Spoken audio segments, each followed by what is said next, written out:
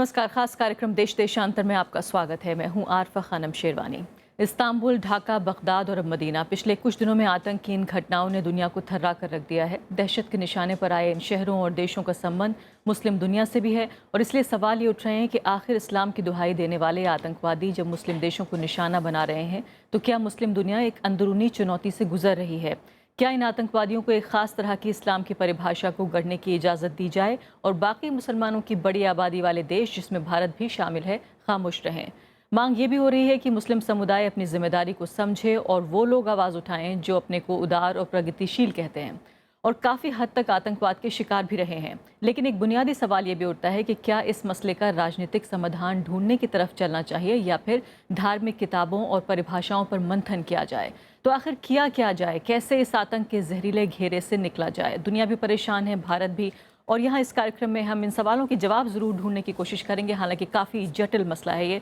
मेरे साथ कई मेहमान मौजूद हैं। प्रोफेसर सैयद इरफान हबीब मेरे साथ मौजूद हैं, जाने माने इतिहासकार हैं। वरिष्ठ पत्रकार विनोद शर्मा मेरे साथ मौजूद हैं, पॉलिटिकल एडिटर हैं हिंदुस्तान टाइम्स अखबार के।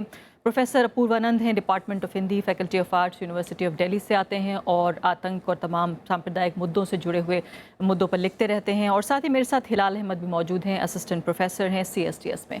सभी मेहमानों का बहुत बहुत स्वागत है। सैयद इरफान हबीब, सबसे पहले आपके साथ मैं शुरुआत करना चाहती हूँ कि जिस तरह के अभी हालात हमें देखने को मिल रहे हैं 21वीं शताब्दी में, जबकि ये लग रहा था कि शायद जो है पूरी दुनिया आधुनिक हो चुकी है और नए जो हैं चुनौतियां, उन पर हम बात करेंगे। फिर से मध्यकालीन जो है युग में हम चले गए। इससे पहले भी क्या इस तरह का कोई दौर आया जिसमें शायद पूरी दुनिया को एक होकर ये सोचना पड़ा कि एक मुद्दा पूरी दुनिया को एक कर रहा है?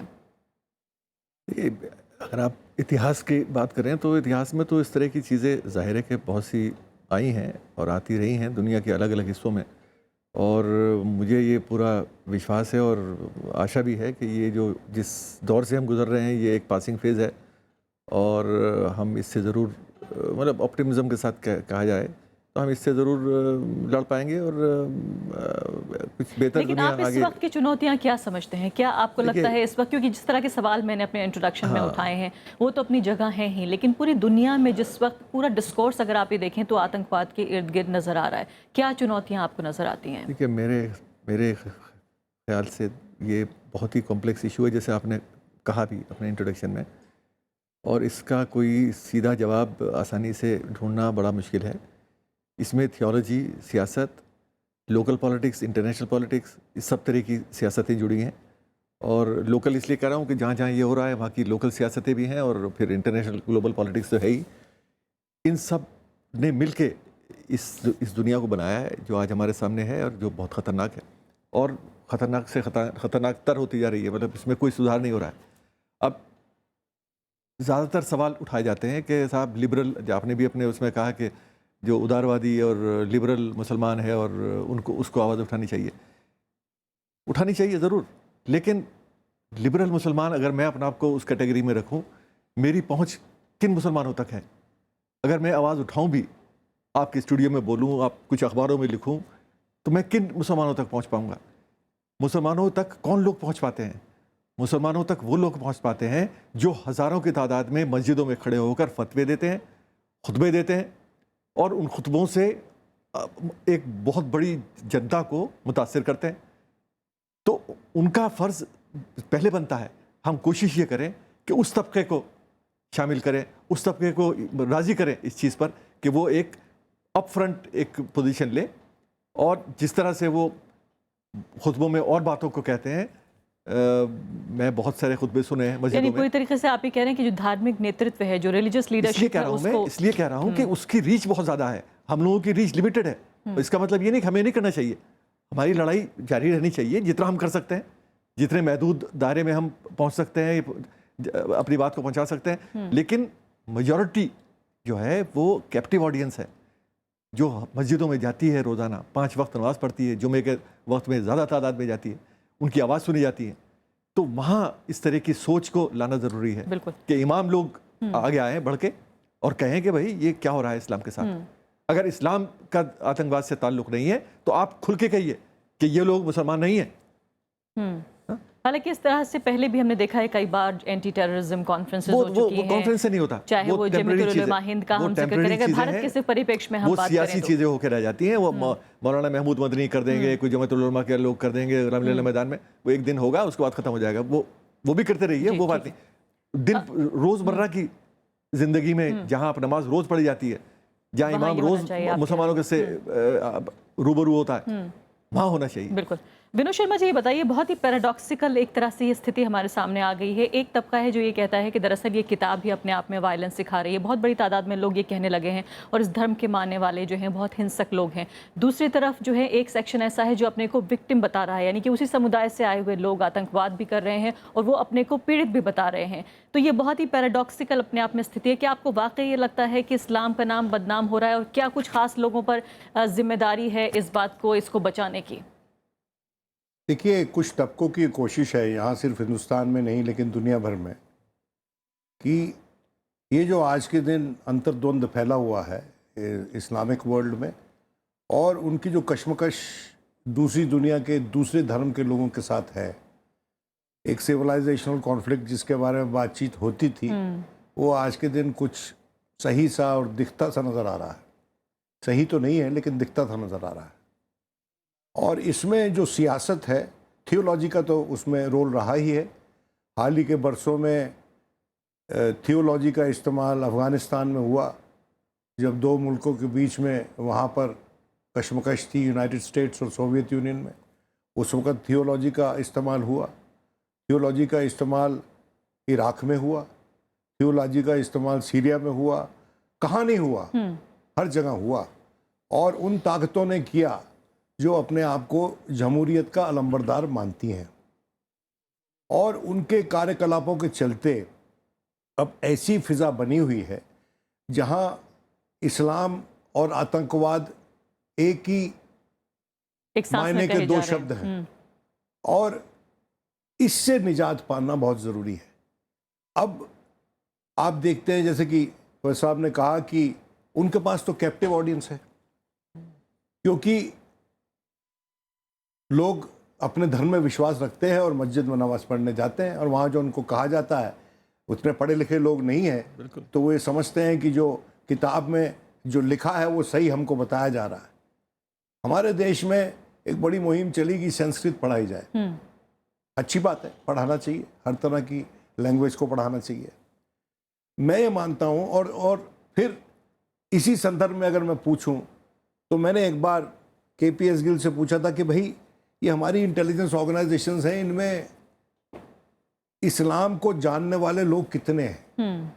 कितने लोगों ने कुरान शरीफ पढ़ा है? क्योंकि इससे सेरेब्रल कॉम्बैट, अगर आप किसी को पकड़ लेते हैं और उसको इंटेरोगेट कर रहे होते हैं, तो आपको उसको मानसिक तौर पे, उसको इंटेलेक्चुअली, उसका जो धर्म है उस पर एंगेज करना पड़ता है। और उन्होंने कोई सही जवाब नहीं दिया। उन्होंने कहा may be it is politically not fashionable कि इसकी जानकारी रखी जाए। मैं ये समझता हूँ कि हमारे जैसे देश में, जहाँ पर एक बड़ी विरासत हमको मिली है, जिस विरासत को भी अबगाली के रूप में देखा जाता है, जिसका नाम सेकुलरिज्म है, मैं समझता हूँ कि उस स्पेस को कंसीड किए बिना, हम जिस तरह की हमारी डेमोग्राफी है, हम लोग अनछुए नहीं रह सकते। जो अमेरिका में हो रहा है या फिलीपींस में हो रहा है, वो जो डेवलपमेंट्स है उनसे हम अनछुए नहीं रह सकते। वहां पर कहा जा रहा है कि हम अपने मुल्क को will convert it into a gated community. Hindustan अपने आप को गेटेड कम्युनिटी नहीं बना सकता, बिल्कुल गेटेड कंट्री नहीं बना सकता। अमेरिका बना सकता है, यूरोप बना सकता है, वो लोग बना सकते, हम नहीं बना सकते।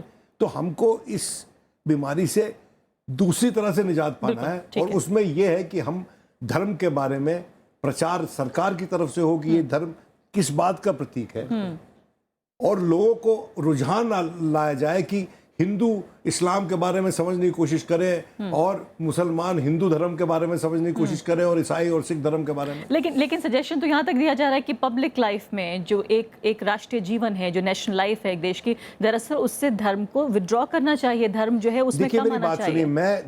देखिए, पब्लिक लाइफ से धर्म को विड्रॉ करना चाहिए। पब्लिक लाइफ मतलब राजनीति और धर्म का संबंध नहीं होना चाहिए, लेकिन यथार्थ ये है कि राजनीति के और धर्म का संबंध जब से रहा है, जब से राजनीति रही है और धर्म रहा है। और इससे बच नहीं तो सकते। हम इस रियलिटी से कैसे ये भाग सकते हैं? आदर्शवाद होगा, आप ये कह रहे हैं। लेकिन प्रोफेसर उसका अपूर्वानंद- ओवरडोज ठीक जी नहीं। हाँ, बिल्कुल। प्रोफेसर अपूर्वानंद, अभी विरासत का जिक्र कर रहे हैं विनोद शर्मा, और वो विरासत ऐसा लगता है कि फिलहाल कम से कम खतरे में नजर आ रही है।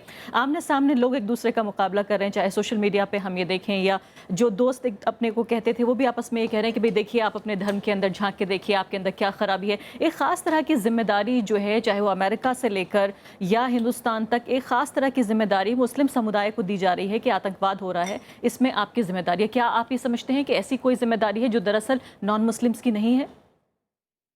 नहीं, सबसे पहले इस बात को समझने की ज़रूरत है जिसको विनोद जी ने कहा कि आखिर इस्लाम की यह किस्म तैयार किसने की। अगर पहले आप आत्मस्वीकृति नहीं करते हैं कि हमने इस्लाम की यह किस्म तैयार की अफ़गानिस्तान में, और अब इसका फैलाव हम देख रहे हैं। हमारा पुराना किस्सा है कि अगर आप भस्मासुर तैयार करते हैं तो भस्मासुर पर काबू आप नहीं रख सकते हैं। हिंसा का अपना तर्क होता है और हिंसा और सत्ता का अपना रिश्ता होता है। फिर वह अपने बहाने और तरीके खोजती है। तो पहली आत्मस्वीकृति तो वहाँ होनी चाहिए जो कि गैर मुस्लिम हैं या मुस्लिम लोग नहीं हैं जिन्होंने इस्लाम की यह किस्म तैयार की है। आप सीरिया को ले लें, आप इराक़ को ले लें। सीरिया में मुकाबला करने के लिए आपने जिन शक्तियों का साथ दिया, वे शक्तियाँ कौन थीं और उनका साथ देते हुए आपने क्या कहा? तो जनतंत्र को आपने एक पवित्र चीज़ बनाया, लेकिन जनतंत्र की स्थापना इन तथाकथित पिछड़े इलाकों में करने का फैसला आपने किया इस्लाम की एक किस्म तैयार करके। दूसरे कि आपने उन मुल्कों में जिनको मुस्लिम बहुल मुल्क कहा जाता है या मुस्लिम मुल्क कहा जाता है, उनमें आपने इंसाफ और जमहूरियत के बारे में खुद क्या रवैया आपने रखा। मसलन फ़िलिस्तीन को आप ले लीजिए। फ़िलिस्तीन का मसला आज का मसला नहीं है, 70 साल से ज़्यादा हो गए, 80 साल से ज़्यादा हो गए। पूरी दुनिया का क्या रुख है? हम लोग अभी बात कर रहे थे कि आज से 30 साल पहले तक फ़िलिस्तीन का मसला इस्लाम का मसला नहीं था। वो एक पूरी तरह का सेक्युलर मसला था, एक जनतांत्रिक मसला था। लेकिन अब पूरी दुनिया में फ़िलिस्तीन का मसला सिर्फ और सिर्फ मुसलमानों का रह गया, क्योंकि गैर मुसलमानों ने और बाकी लोगों ने उसको अपना मसला मानने से इनकार कर दिया। हिंदुस्तान में फ़िलिस्तीन के समर्थन में जो जुलूस निकलते थे और बाकी चीज़ें निकलती थी, वो मुसलमानों के नहीं निकलते थे। तो सवाल यह है कि गैर मुस्लिम्स ने न्याय और बराबरी इनके सवालों पर बोलना पहले क्यों छोड़ दिया? नंबर 1। मैं ये नहीं कह रहा हूँ कि इससे दूसरी बात कट जाती है, लेकिन सब बुनियादी सवाल यह है जहाँ से सारी चीज़ पैदा हुई है। दूसरे कि अक्सर किताब को जिम्मेवार ठहराया जाता है। तो अगर आप कुरान को सामने रख लें और बाइबल को सामने रख लें, आप कहते हैं कि कुरान में दरअसल ऐसी इबारत है जिससे हिंसा को बढ़ावा मिलता है, ठीक वैसे ही इबारत बाइबल में है, क्योंकि वो उस दौर की बात कही गई है जब हिंसा ही एक तरीका था। सारे धार्मिक ग्रंथ काफ़ी जटिल ग्रंथ होते हैं, इस बात को समझने की ज़रूरत है। बजाय इसके तीसरी चीज़, और ये मैं कह के अभी अपनी बात ख़त्म करना चाहूँगा कि अगर, और यहाँ में थोड़ा सा मतांतर है मेरा इरफान साहब से, कि आप जिम्मेदारी दे रहे हैं मस्जिदों में मुअज्जिन को और जो लोग खुतबा पढ़ते हैं उन तमाम लोगों को। आप अभी देखिए कि ये पौध कहाँ से निकल रही है, ये इंटरनेट से निकल रही है। इनका जो रिक्रूटमेंट हो रहा है ये इंटरनेट के ज़रिए हो रहा है। कौन लोग हैं? ये बहुत पढ़े लिखे एलीट तबके के लोग हैं। ये मदरसों में पढ़ने वाले गरीब मुसलमान नहीं हैं। बिल्कुल। जिनके, इसलिए यह कहना, और फिर मदरसों की भी अलग अलग किस्म है। आप मदरसा बोल देते हैं तो सारे मदरसे उसमें आ जाते हैं, अलग अलग विचारधाराओं के मदरसे हैं। बिल्कुल। और फिर उसमें यहाँ तक कि वामपंथी भी उस चक्कर में आ जाते हैं। हिलाल अहमद, अभी फिलहाल आपने देखा कि जो तीनों पैनलिस्ट हैं, जो राय उभर कर सामने आ रही है, प्रोफेसर इरफान हबीब कह रहे हैं कि दरअसल ये रिलीजियस लीडरशिप जो धार्मिक नेतृत्व है उसको देखना चाहिए। मस्जिदों में जो लोग पहुंचते हैं खुतबे के वक्त जो है उन्हें बताना चाहिए। विनोद शर्मा ये कह रहे हैं कि दरअसल सरकार का और बाकी सिविल सोसाइटी का काम यह है कि आपसी धर्मों में एक दूसरे की समझ पैदा की जाए कि आखिर इस्लाम क्या कहता है, हिंदुइज्म क्या कहता है या बाकी धर्म क्या कहते हैं। बार बार आवाज़ जो है वो रिफॉर्म को लेकर, सुधार को लेकर उठ रही है। कई बहुत समझदार माने जाने वाले लोग भी ये कह रहे हैं कि इस्लाम को, मुसलमानों को सुधार करना चाहिए और वही हल है। क्या आप भी इस बात से सहमत हैं?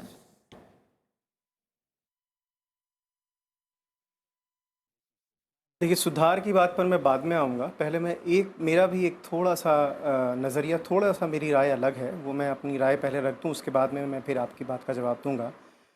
जैसे इरफान साहब ने कहा कि धार्मिक नेतृत्व की जिम्मेदारी है, तो इसको कहने से पहले मैं आपके सामने दो जो अभी हमारा लेटेस्ट सर्वेक्षण है उसके 2-3 आंकड़े आपको बताना चाहता हूँ।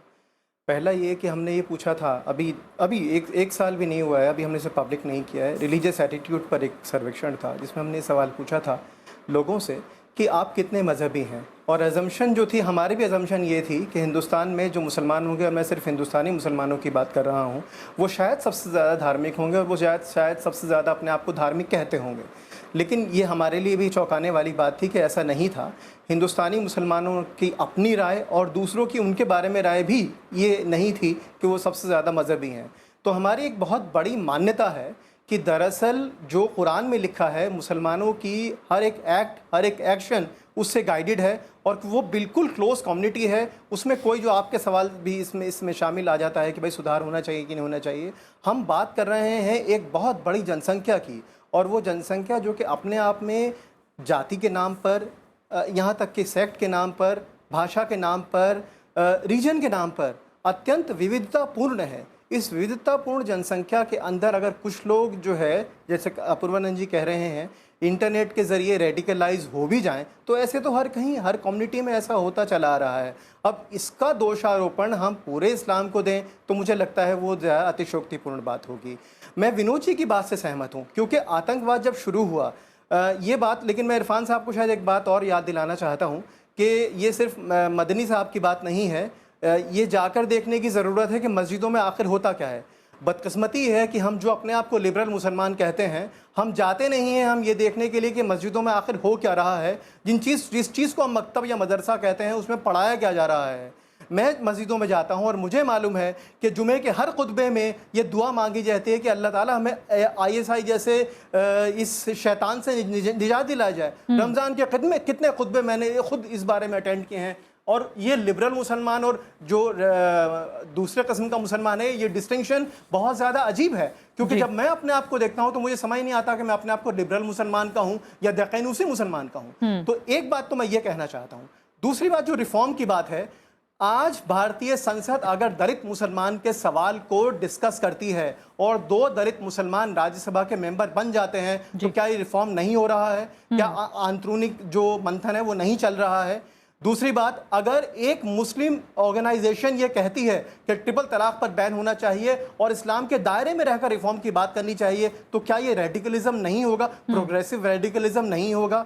मैं विनोद जी की बात पर दोबारा आता हूँ, जो कि बहुत महत्वपूर्ण है। ये बात है, जब ये 9/11 हुआ यूरोप में, तब मैं यूरोप में ही था, तब हमने ये देखा कि सरकार ने ये कदम उठाया दो चीज़ों में अंतर करने का। एक, जो लोग आतंकवादी हैं, और दूसरे आम मुसलमान। और इसके लिए जो इस्लामिक अवेयरनेस कैंपेन पूरा शुरू किया, जर्मनी में मैंने खुद देखा है, इंग्लैंड में खुद देखा है, फ्रांस में देखा है। तो आखिर आप एक दूसरे की कम्युनिटी के बारे में बताएं। ये जिम्मेदारी किसी एक कम्युनिटी या किसी एक खास वर्ग को ना दी जाए, बल्कि ये जिम्मेदारी एक पूरे आंदोलन के साथ हो। तीसरी बात और आखिरी बात वो ये कि अंतर्राष्ट्रीय स्तर पर अब हम राज्यों को शांति का प्रतीक मानना शुरू कर दिया, जैसे कि प्रथम विश्व युद्ध के ज़माने में होना शुरू हुआ था, जब लीग ऑफ नेशंस फ्लॉप हो गई थी। अभी भी हमारे पास यूएनओ जैसी ऑर्गेनाइजेशन है। आखिर क्यों हम ये बात नहीं करते कि यूएनओ को स्टेप ले, उसमें अमेरिका का कोई वर्चस्व ना हो, और यूएनओ के जरिए क्यों ना हम आतंकवाद के गढ़, हमें मालूम है इस टेक्नोलॉजी की दुनिया में जहां व्हाट्सएप और इंटरनेट से हम हर एक चीज को पहचान लेते हैं और जान जाते हैं, तो हम क्यों नहीं IS के ठिकाने पर जाकर अटैक करें और उसको जो है, जैसे कि बहुत सारी जगहों पर हुआ है, संभव है ऐसा, लेकिन उस पर कोई चर्चा नहीं है। आप ले देकर मजलूम मुसलमान को टारगेट करना चाहते हैं। मैं इस बात से सहमत नहीं। जी हाँ,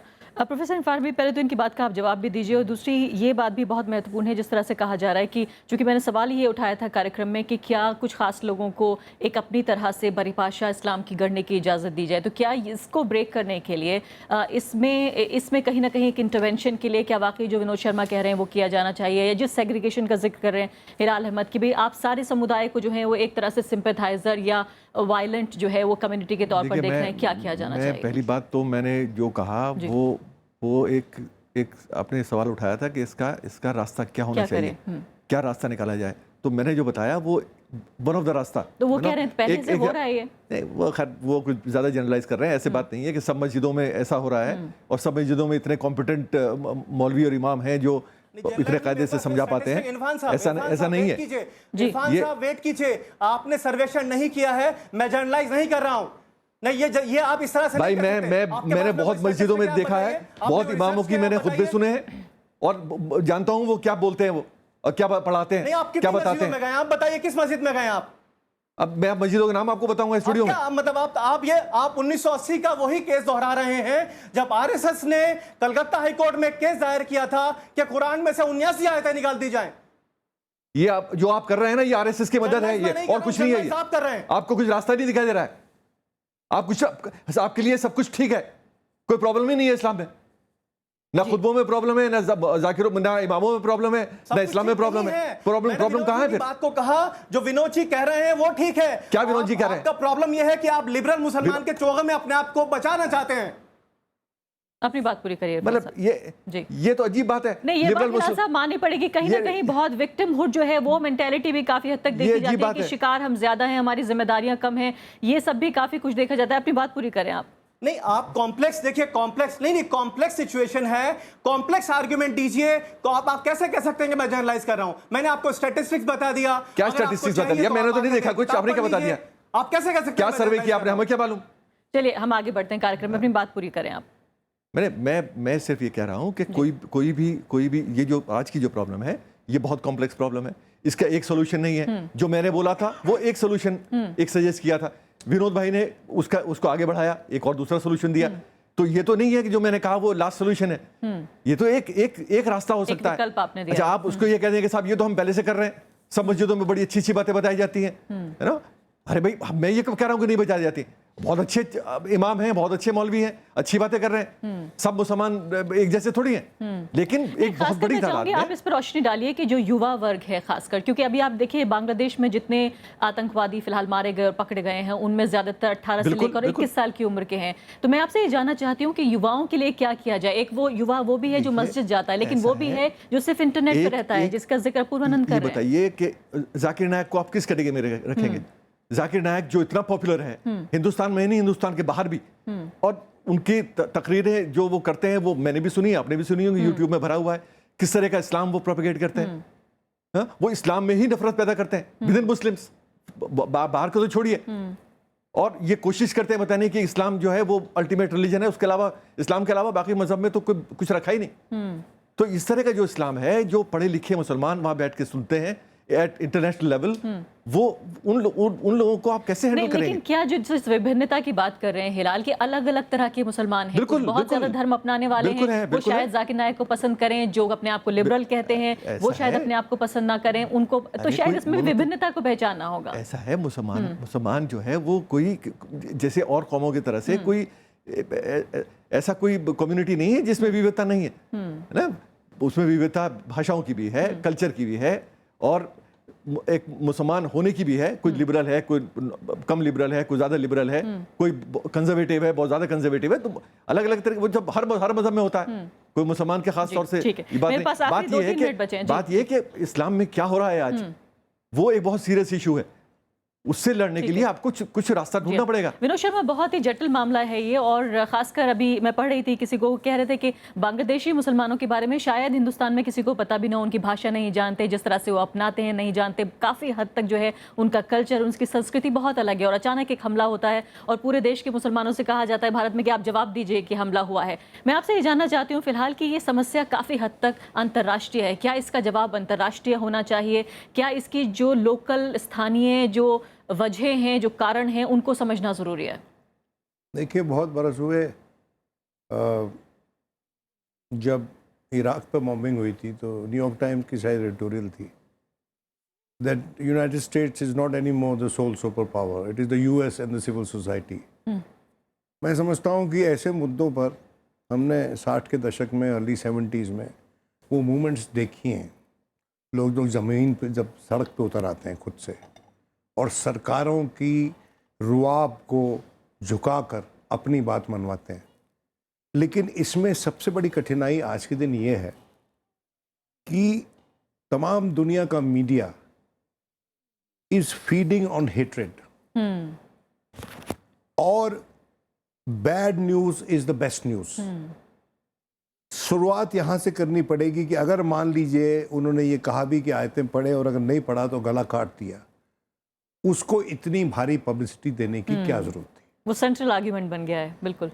हम दुनिया को बताते हैं कि जब 9/11 हुआ तो उन्होंने बॉडीज नहीं दिखाई।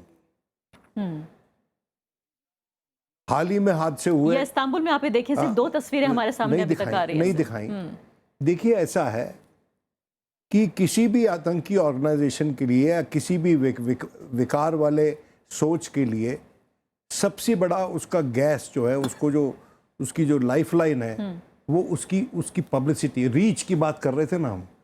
आज के दिन मस्जिदों से ज्यादा सब रीच मीडिया दे रहा है, और मीडिया के साथ साथ ऐसे पॉलिटिशियंस दे रहे हैं, they are also feeding on the same publicity. लेकिन आप बहुत बड़ी जिम्मेदारी दे रहे हैं अगर मीडिया को। देखिए, मैं बात ये बताना चाहता हूं कि सरकारों को ये फैसले लेने पड़ेंगे।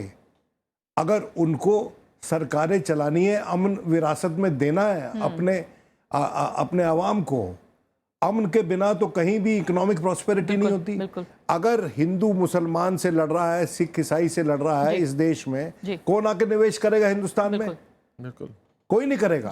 तो इस बात को तवज्जो देना जरूरी है। कार्यक्रम खत्म करना होगा। अपूर्वानंद जी, बताइए कि आखिरी सोल्यूशन क्या है, अब क्या किया जाना चाहिए? डाइवर्सिटी जिस तरह से ओपिनियन की हो सकती है, मुसलमानों में आपस में होती है, हमारे 2 पैनलिस्ट को आप देख रहे हैं, उससे आपको जाहिर हो रहा है कि कितनी जो है विभिन्नता है विचारों में, रहन सहन में। कैसे बात आगे बढ़ाई जाए अगर भारत के परिप्रेक्ष्य में बात करें? भारत के परिप्रेक्ष्य में हाँ, सबसे पहले यही देखने की ज़रूरत है कि मुसलमान आपस में लड़ते हैं, ये गैर मुसलमानों को समझना चाहिए कि वो सिर्फ मुसलमान नहीं हैं, वो 2 दिमाग हैं, 2 तरह के सोचने वाले लोग हैं। इस बात को, और दूसरे कि हिंदुस्तान में अब ज़्यादातर लोग ये नहीं जानते कि मुसलमान किस चिड़िया का नाम है। आसपास रहते नहीं, एक दूसरे के रीति रिवाज को जानते नहीं, जो पहले जाना करते थे। मैं ये नहीं कह रहा हूँ कि इसका मतलब पहले सब कुछ ठीक था, लेकिन अगर हमने अपने बीच से, हमने जानबूझ के कह रहा हूँ, मेरा नाम अपूर्वानंद है, अगर हमने अपने मोहल्लों से, मिले जुली कॉलोनियों से मुसलमानों को निकाल दिया, उनको घर नहीं दिए, उनको रहने नहीं दिया, उनको ढकेल के एक किनारे में कर दिया, और उसके बाद हमने कहना शुरू किया कि मुसलमान घेटों में रहते हैं, तो ये कहाँ का इंसाफ है? और फिर जो समझ आपसी थी वो भी खत्म हुई। पहली ज़रूरत हिंदुस्तान जैसे मुल्क में इंटीग्रेट करने, गैर मुसलमानों को अपने बारे में सोचने की है कि उनमें खुद लोगों को शामिल करने की कुव्वत कितनी है जी। उसके बाद आगे बात हो। ठीक है, तो सवाल बहुत सारे छूट गए लेकिन जवाब शायद बहुत ज़्यादा नहीं मिले। फिलहाल ये है कि हालात पे भी छोड़ना होगा, और काफ़ी हद तक ये सवाल बाकी रहा कि क्या वाकई धार्मिक किताबों में जाकर इसका समाधान ढूंढना पड़ेगा, या ये भी देखना पड़ेगा जिसका जिक्र बार बार अपूर्वानंद ने कहा कि वो लोग जो कि खुद आतंक के शिकार हैं, जो खुद जो है वायलेंस के शिकार हैं, वो किस तरह से पीस और काइंडनेस जिसे कहते हैं, दयालु होकर बातें करेंगे। वो फॉरेन पॉलिसीज़ जिसका हम बार बार जिक्र करते छूट गया, उस पर भी ज़रूर गौर करना होगा। इसी के साथ अभी के लिए इतना ही, नमस्कार।